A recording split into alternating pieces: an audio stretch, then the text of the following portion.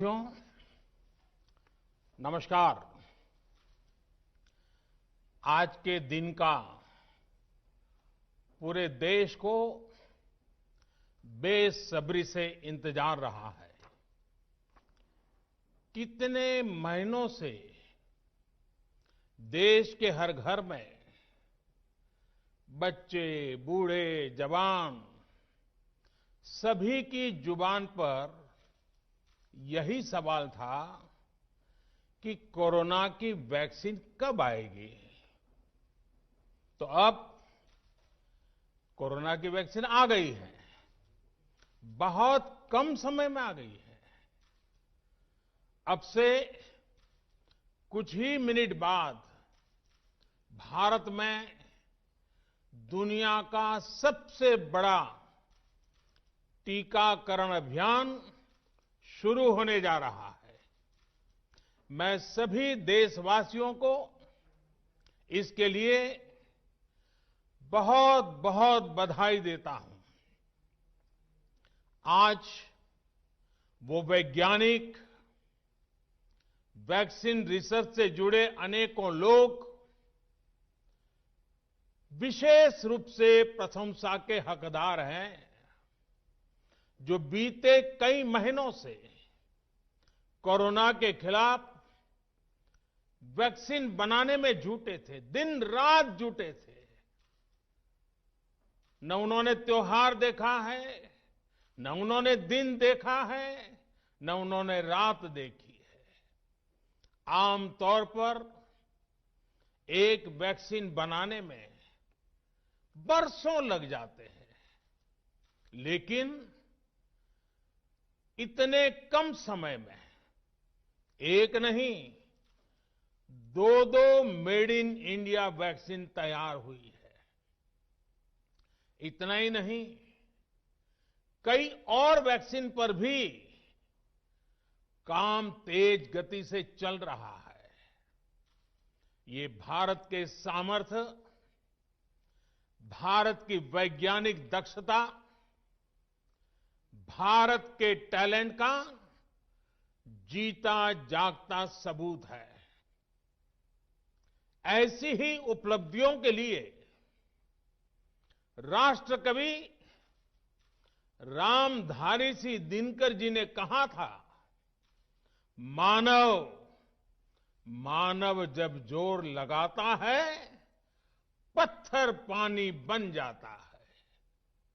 भाइयों और बहनों, भारत का टीकाकरण अभियान बहुत ही मानवीय और महत्वपूर्ण सिद्धांतों पर आधारित है। जिसे सबसे ज्यादा जरूरी है, उसे सबसे पहले कोरोना का टीका लगेगा। जिसे कोरोना संक्रमण का रिस्क सबसे ज्यादा है, उसे पहले टीका लगेगा।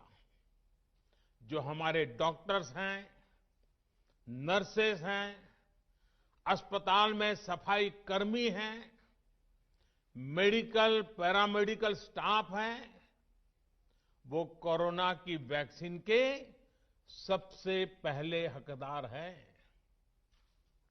चाहे वो सरकारी अस्पताल में हो या फिर प्राइवेट में, सभी को ये वैक्सीन प्राथमिकता पर लगेगी।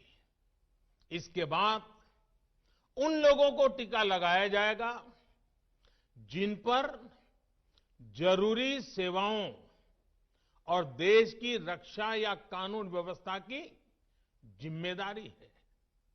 जैसे हमारे सुरक्षा बल हो गए, पुलिसकर्मी हो गए, फायर ब्रिगेड के लोग हो गए, सफाई कर्मचारी हो गए, इन सभी को ये वैक्सीन प्राथमिकता पर लगेगी। और मैंने जैसा पहले भी कहा है, इनकी संख्या करीब करीब 3 करोड़ होती है।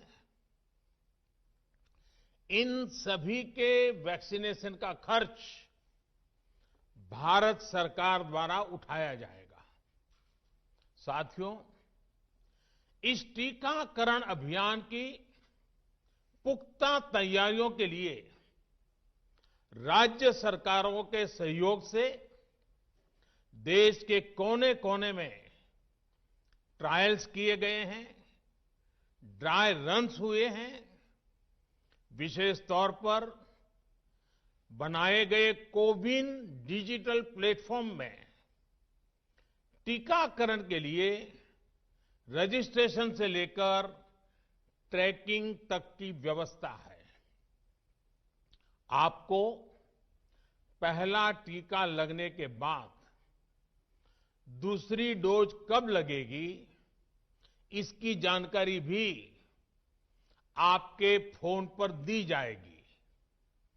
और मैं सभी देशवासियों को ये बात फिर याद दिलाना चाहता हूं कि कोरोना वैक्सीन की 2 डोज लगनी बहुत जरूरी है। एक डोज ले लिया और फिर भूल गए, ऐसा गलती मत करना। और जैसा एक्सपर्ट्स कह रहे हैं, पहली और दूसरी डोज के बीच लगभग 1 महीने का अंतराल भी रखा जाएगा। आपको ये भी याद रखना है कि दूसरी डोज लगाने के 2 हफ्ते बाद ही आपके शरीर में कोरोना के विरुद्ध जरूरी शक्ति विकसित हो पाएगी। इसलिए टीका लगते ही आप असावधानी बरतने लगें, मास्क निकालकर रख दें, 2 गज की दूरी भूल जाएं, ये सब मत करिएगा। मैं प्रार्थना करता हूं, मत करिएगा।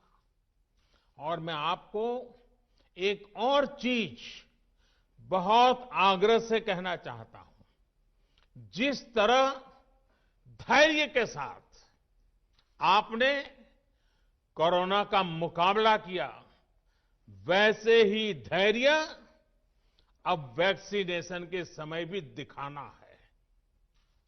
साथियों, इतिहास में इस प्रकार का और इतने बड़े स्तर का टीकाकरण अभियान पहले कभी नहीं चलाया गया है। ये अभियान कितना बड़ा है, इसका अंदाज आप सिर्फ पहले चरण से ही लगा सकते हैं। दुनिया के 100 से भी ज्यादा ऐसे देश हैं जिनकी संख्या 3 करोड़ से कम है, और भारत वैक्सीनेशन के अपने पहले चरण में ही 3 करोड़ लोगों का टीकाकरण कर रहा है। दूसरे चरण में हमें इसको 30 करोड़ की संख्या तक ले जाना है। जो बुजुर्ग हैं, जो गंभीर बीमारी से ग्रस्त हैं, उन्हें वो अगले चरण वाले चरण में टीका लगेगा। आप कल्पना कर सकते हैं, 30 करोड़ की आबादी से ऊपर के दुनिया के सिर्फ 3 ही देश हैं, खुद भारत, चीन और अमेरिका। और कोई भी देश ऐसा नहीं है जिनकी आबादी इनसे ज्यादा हो। इसलिए भारत का टीकाकरण अभियान इतना बड़ा है, और इसलिए ये अभियान भारत के सामर्थ्य को दिखाता है। और मैं देशवासियों को एक और बात कहना चाहता हूं। हमारे वैज्ञानिक, हमारे एक्सपर्ट्स जब दोनों मेड इन इंडिया वैक्सीन की सुरक्षा और प्रभाव को लेकर आश्वस्त हुए, तभी उन्होंने इसके इमरजेंसी उपयोग की अनुमति दी है। इसलिए देशवासियों को किसी भी तरह के प्रोपेगेंडा, अफवाहें, दुष्प्रचार से बचकर रहना है। साथियों, भारत के वैक्सीन वैज्ञानिक हमारा मेडिकल सिस्टम भारत की प्रक्रिया की पूरे विश्व में बहुत विश्वसनीयता है और पहले से है। हमने ये विश्वास अपने ट्रैक रिकॉर्ड से हासिल किया है। मेरे प्यारे देशवासियों, हर हिंदुस्तानी इस बात का गर्व करेगा कि दुनिया भर के करीब 60% बच्चों को जो जीवन रक्षक टीके लगते हैं वो भारत में ही बनते हैं। भारत की सख्त वैज्ञानिक प्रक्रियाओं से ही होकर के गुजरते हैं। भारत के वैज्ञानिकों को और वैक्सीन से जुड़ी हमारी विशेषज्ञता पर दुनिया का ये विश्वास made in India corona vaccine में और मजबूत होने वाला है। इसकी कुछ और खास बातें हैं जो आज मैं देशवासियों को जरूर बताना चाहता हूं।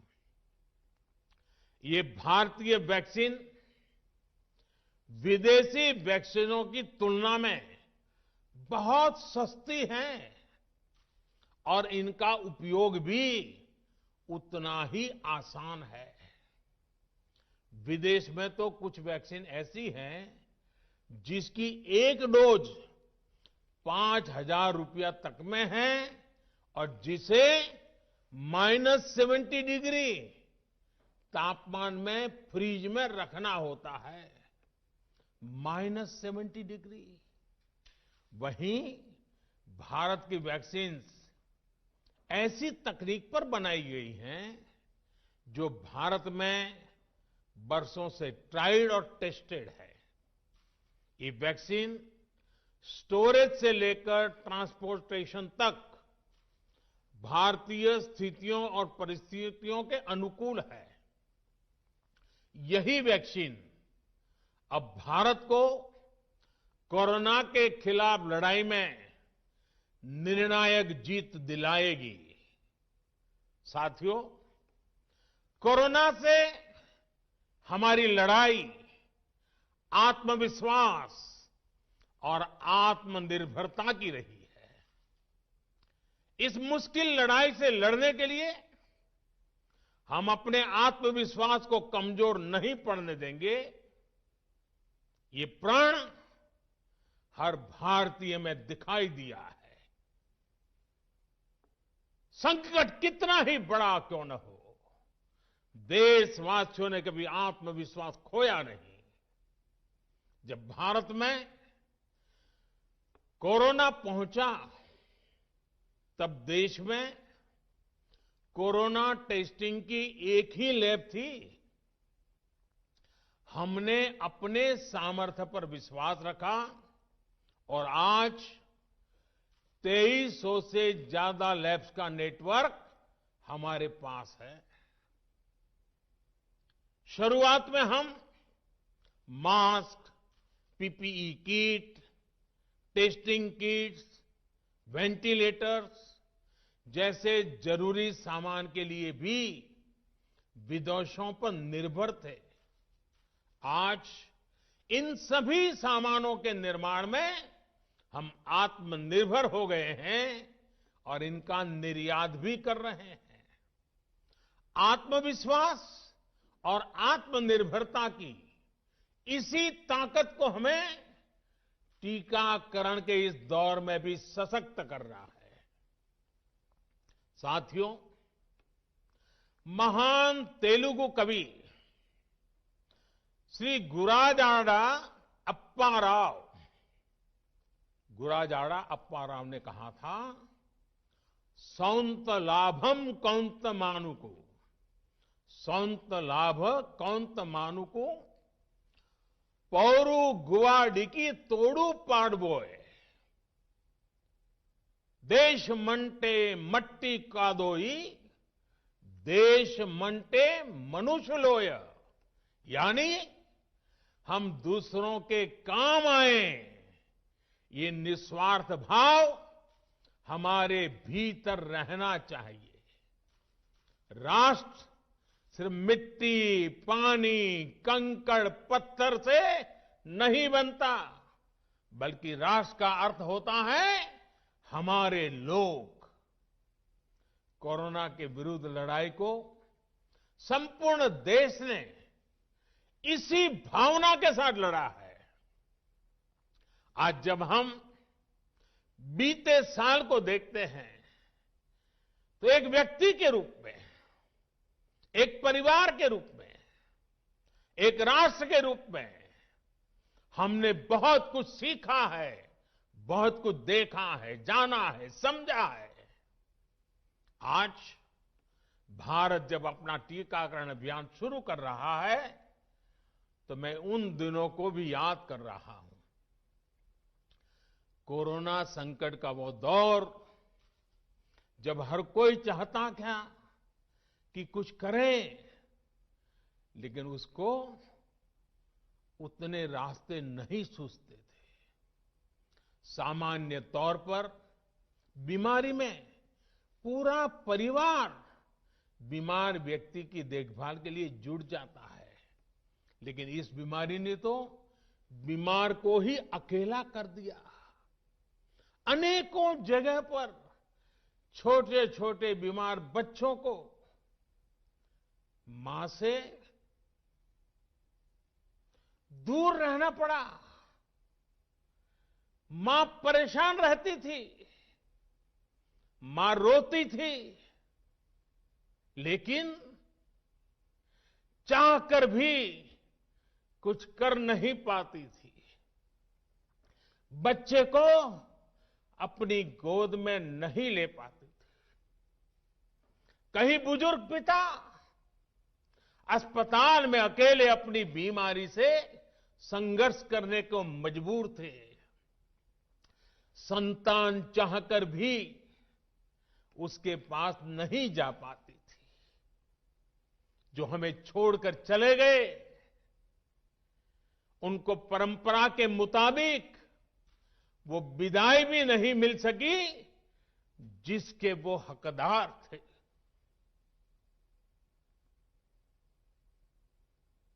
जितना हम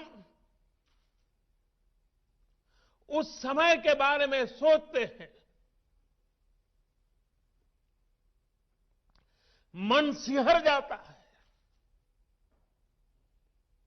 उदास हो जाता है। लेकिन साथियों, संकट के उसी समय में, निराशा के उसी वातावरण में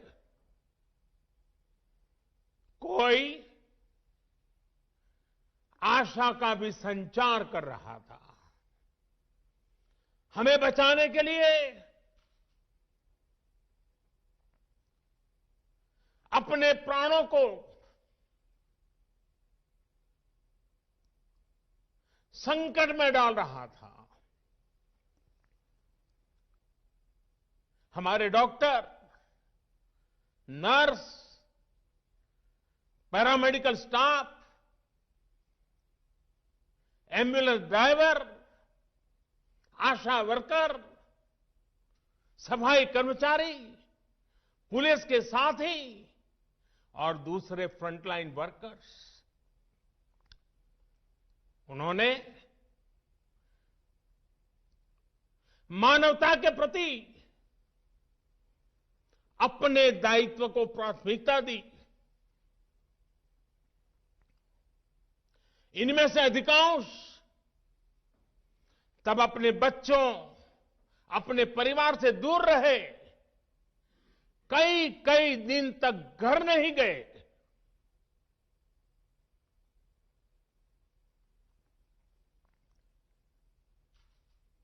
सैकड़ों साथी ऐसे भी हैं जो कभी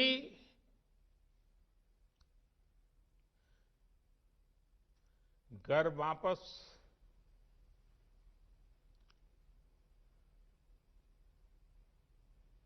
लौट ही नहीं आ पाए। उन्होंने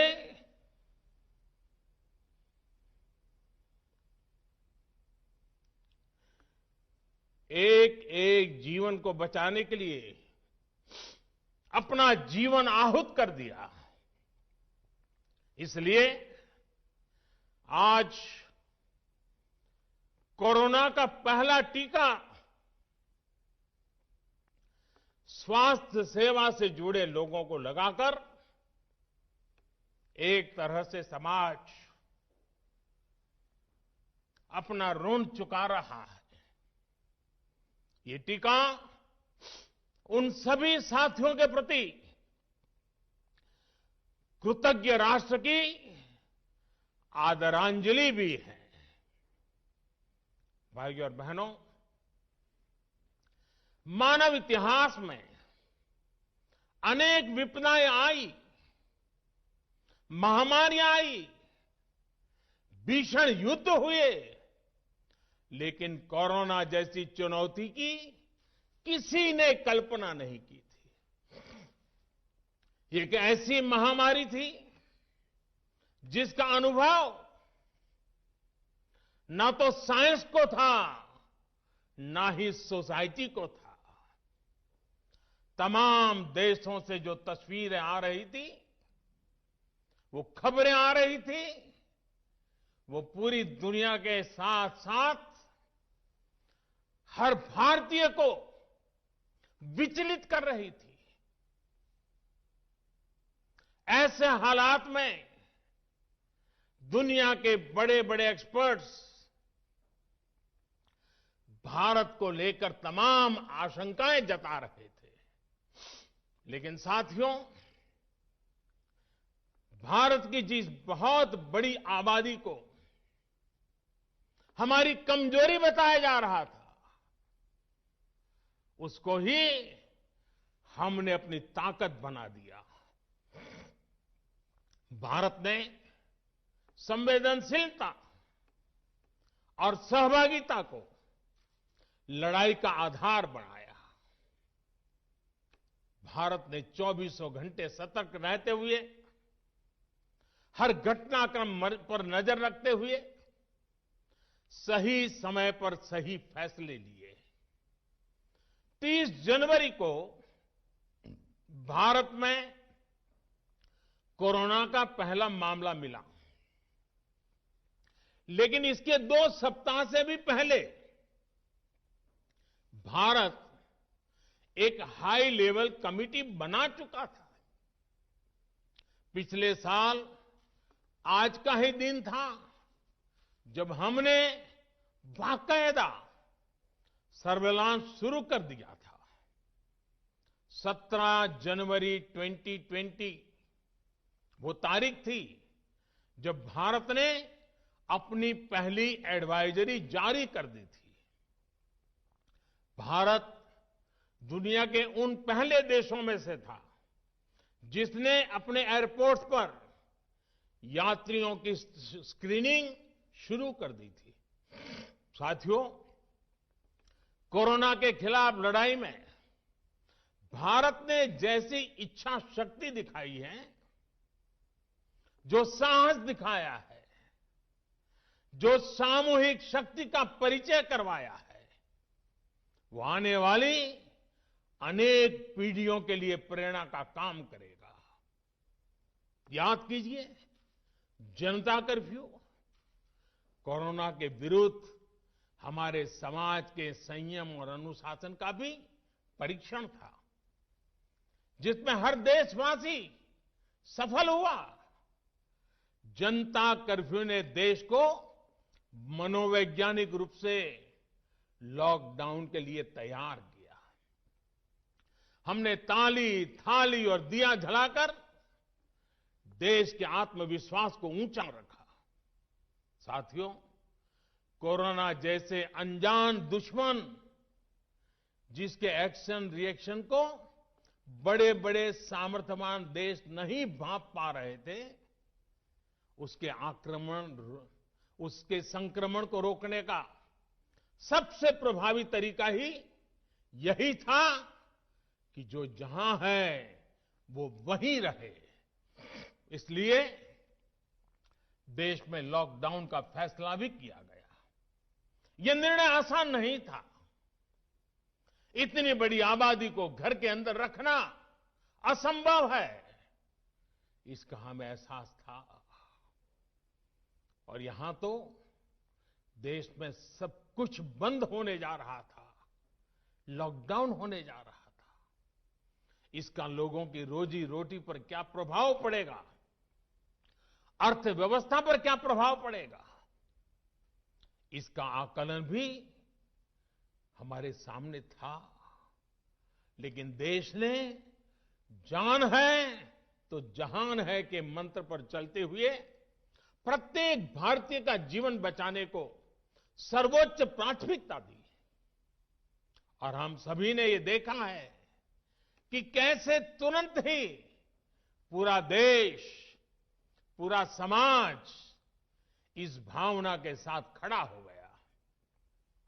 अनेकों बार छोटी छोटी लेकिन महत्वपूर्ण चीजों की जानकारी देने के लिए मैंने भी अनेक बार देशवासियों के साथ सीधा संवाद किया।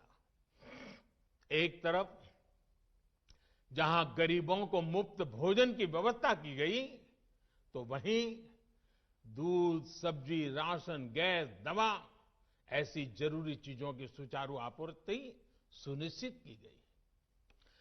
देश में व्यवस्थाएं ठीक से चलें, इसके लिए गृह मंत्रालय ने 24/7 कंट्रोल रूम शुरू किया, जिस पर हजारों कॉल्स का जवाब दिया गया, लोगों को समाधान दिया गया। साथियों, कोरोना के विरुद्ध इस लड़ाई में हमने कदम कदम पर दुनिया के सामने उदाहरण प्रस्तुत किया है। ऐसे समय में जब कुछ देशों ने अपने नागरिकों को चीन में बढ़ते कोरोना के बीच छोड़ दिया था, तब भारत चीन में फंसे हर भारतीय को वापस लेकर आया। और सिर्फ भारत के ही नहीं, हम कई दूसरे देशों के नागरिकों को भी वहां से वापस निकाल करके लाए। कोरोना काल में वंदे भारत मिशन के तहत 35 लाख से ज्यादा भारतीयों को विदेशों से भारत लाया गया।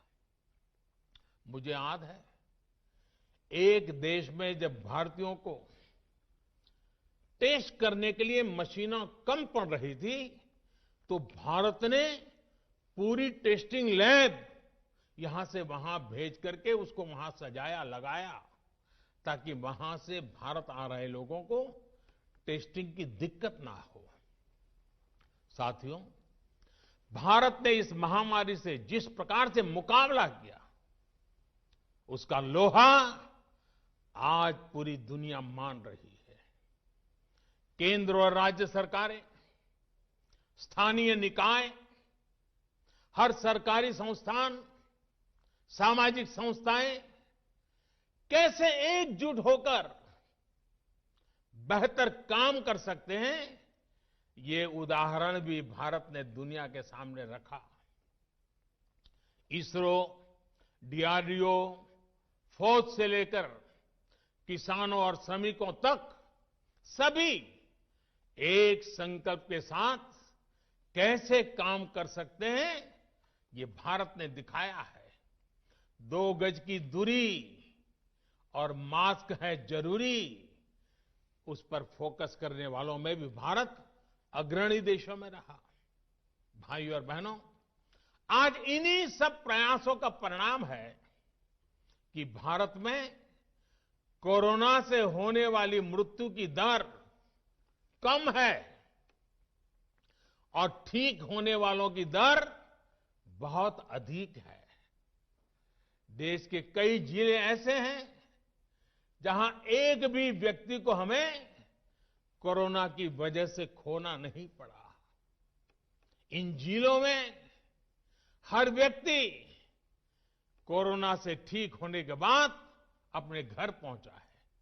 बहुत से जिले ऐसे भी हैं जहां बीते 2 सप्ताह से कोरोना संक्रमण का एक भी केस नहीं आया है। जहां तक कि लॉकडाउन के से प्रभावित अर्थव्यवस्था की रिकवरी में भी भारत दुनिया में आगे निकल रहा है।